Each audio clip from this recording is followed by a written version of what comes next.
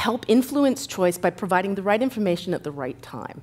So we conducted a simple experiment, building on the research of Brian Wansink and others at Cornell that indicates that, among other things, there's a very strong relationship between the size of the container and how much you eat. So we put out plates.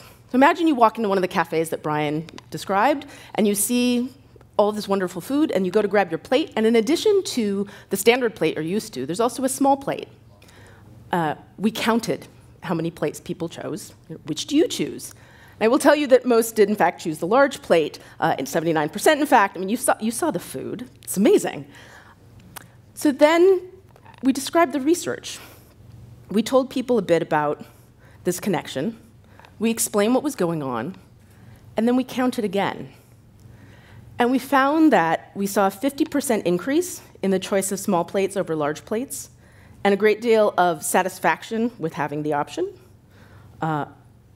And most of our people agreeing that it was very helpful in controlling their portion size. So what's interesting for me here is that it's not always just enough to provide the nudge, but in providing people with information and giving them the power to make the decisions and to make them in an informed way has some substantial impact. That said, we also know that cafes are not the only place where people eat. We have at Google something we call micro kitchens, which is a terrible misnomer. There's nothing micro about these kitchens. It's where people snack. They're great, again, a gathering place for folks. Oh, yes. One of the great things about being in an applied setting is that, as I mentioned, we're informing action. And so when we did an experiment, the experiment was done, but our work was not. And so now small plates is simply a matter of, it's what we do. It's a program. And this is one example of how the small plates have continued to roll out at Google.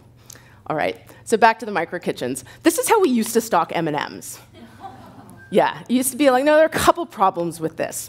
Now, here's the case. I talked previously about wanting to make choices easier. Here's an example where we wanted to make a choice harder. Not take it away, but make it something that you did deliberately, right? So here, the M&M, now it's cereal, but it used to be M&Ms and everything else. So something that wasn't so healthy for you was given equal weight and availability as something that was perhaps a healthier choice.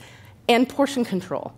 Anyone who's had the experience of buying bulk food, you realize that you ended up with far more chocolate-covered raisins than you probably intended.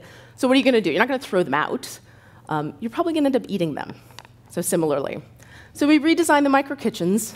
Now you see the fruit is up front and center. It's beautiful. There are other options in the bins. But we didn't take the M&Ms away.